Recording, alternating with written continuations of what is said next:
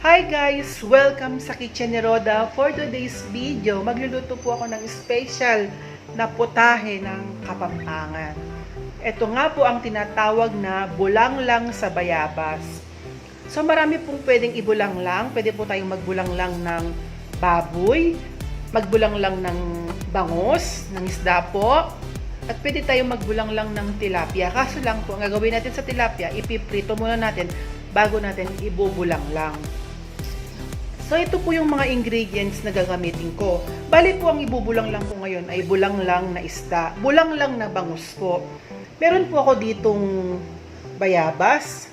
Binalatan ko na po siya. Then, meron din po tayo ditong okra, sitaw, at siling haba. At meron po tayong kangkong.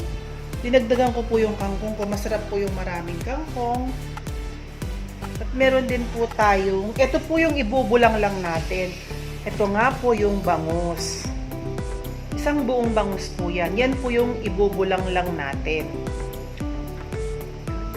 Ngayon po, ang gagawin po natin, lulutuin na po natin ang ating bulanglang na bayabas sa bangus. So guys, nagpakulo po ako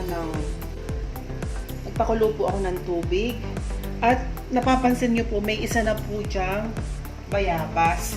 Kasi po kanina nung nagpakulo ako ng tubig, habang nagpapakulo po ako ng tubig, then nung kumulo na po, nilagyan ko po siya ng bayabas. Ngayon po naisip kong i-vlog. Sabi ko, iba-vlog ko po para ma-share ko naman sa inyo yung iba't ibang pagkain po.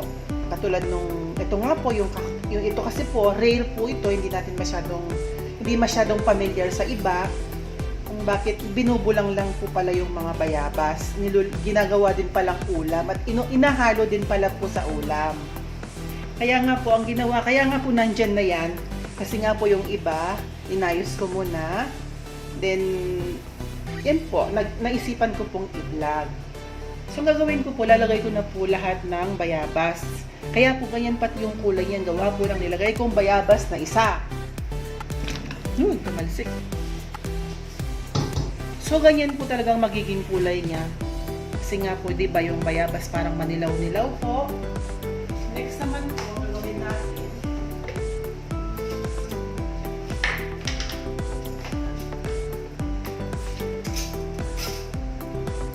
Next naman po, aaluin po natin.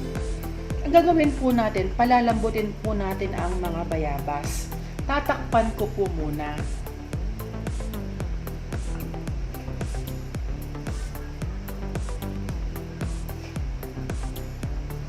So guys, i-check na po natin kung malambot na po yung ating bayabas.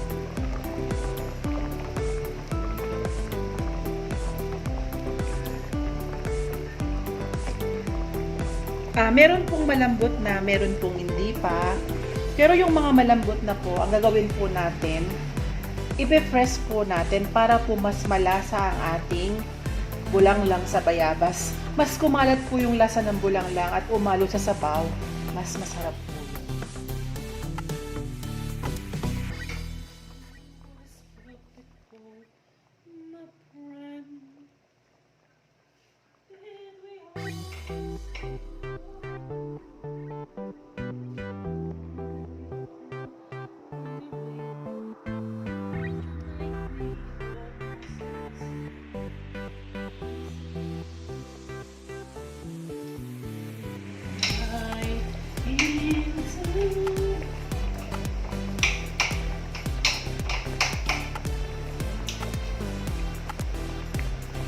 So, ganito po siya guys, pag pinrest siya.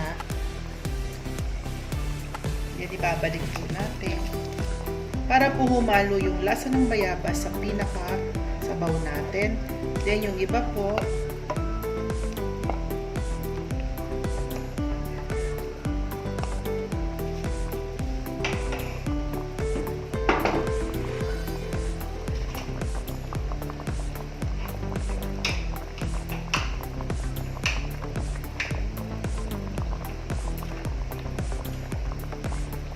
binigay po sa akin ito nung Yung friend namin, yung friend ko sa tindahan, yung pagkabigay niya po sa akin ng bayabas, ayun, ito na po yung naisip kong lutuin. Ito nga po yung bulanglang sa bayabas na miss ko na talaga. Pero ang mga anak ko po ayaw nila ng amoy kasi daw amoy kilikili daw po. Pero ako po sarap na sarap ako. Kasi po, ito nakasanayan ko po siya. Yung mga anak ko po hindi. Kasi po, dito po sila lumaki sa Batangas. Ako po'y Kapampangan. Pag nauumay po ako, at available po yung bayabas, halimbawa, maraming bayabas yun. Season ng bayabas, yun. Magluluto po ako nito. Bulanglang sa bangus, bulanglang sa baboy.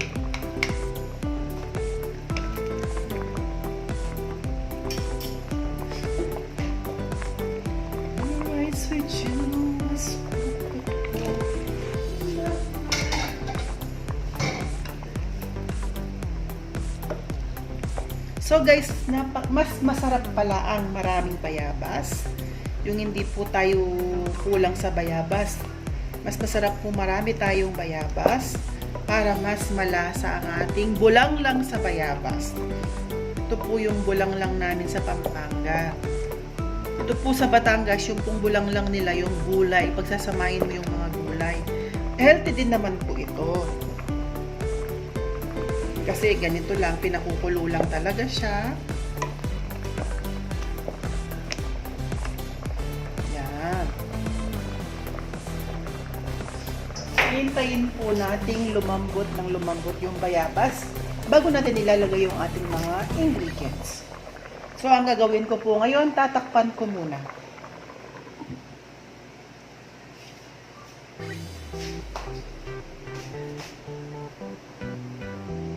So guys, i-check na natin ang ating pinakulong bayabas.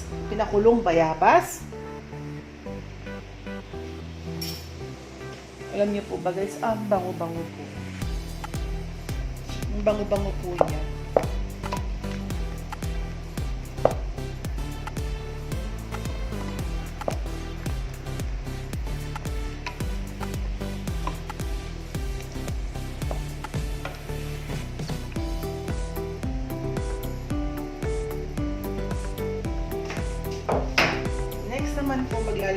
Next naman po maglalagay po ako ng siling haba. So bali po ginatong ginawa ko sa siling haba, pinutol ko po siya para po mahanghang siya. Para po mahanghang ang ating bulanglang sa bayabas. Alam niyo po ba dito, ako lang po ang kakain niyan, hindi po kakain ng mga bata. Kasi nga po, hindi nila gusto yung amoy. Pero ako po, sarap na sarap ako. Talaga namang masarap po eh.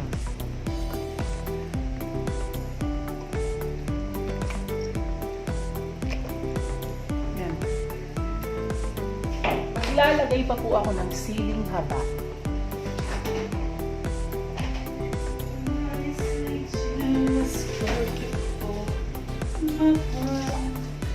Lalagay pa po ako ng yan.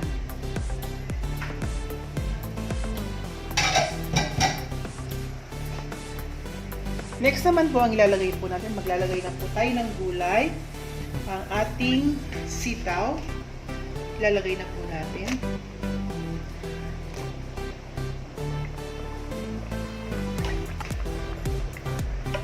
Then, halo.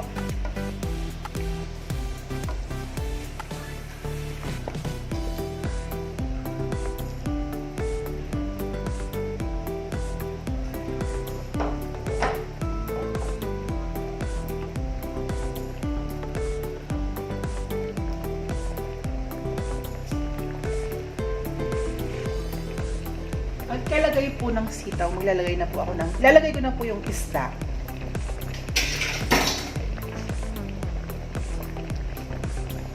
Ito nga po ang ating bangus.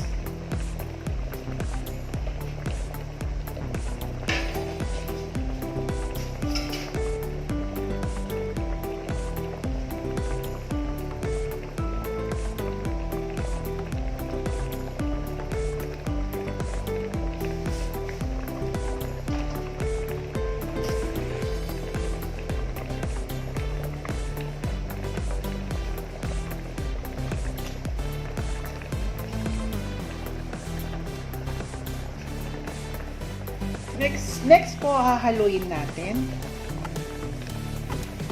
Dahan-dahan lang po ang paghahalo. Baka madurog ang ating mga isda.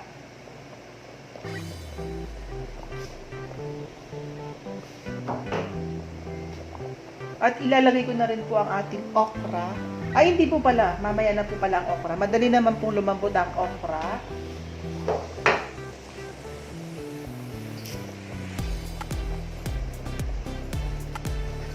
Maglalagay po pala ako ng sugar. Gusto ko po kasi manamis-namis na maasim-asim. Pero pwede rin po tayong hindi maglagay. Optional naman po ang sugar.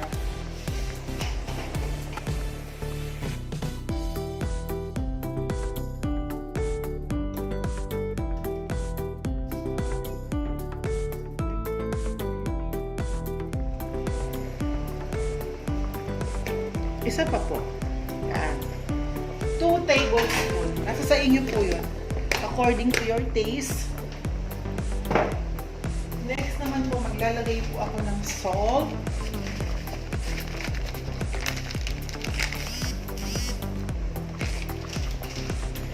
Then, pagkalagay ko ng salt, hahaluin po natin. Dahan-dahan lang po ang pag-aalo. Kasi nga po may isda na tayo. Baka po madurog ang isda. Ito po yung masarap po. Ito pong ulo ng bangus. Sarap po niya.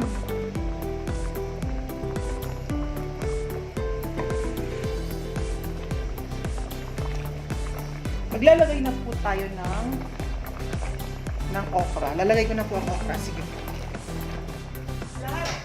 Lahat po ng gulay na nilagay ko, inugasan ko na po yan.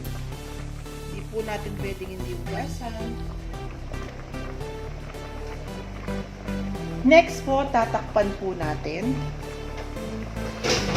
Iintayin po natin maluto ang bangus at ang mga gulay.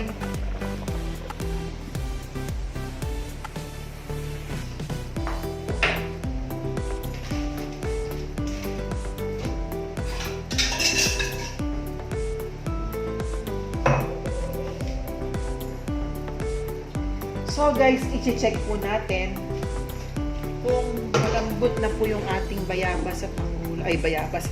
Kung luto na po yung ating bangus at ang ating gulay.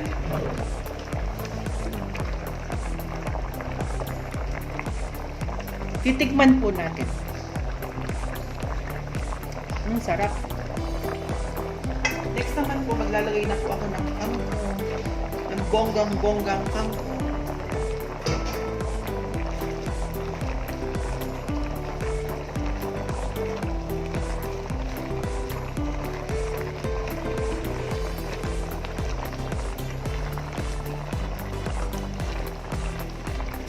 Tatakpan po natin.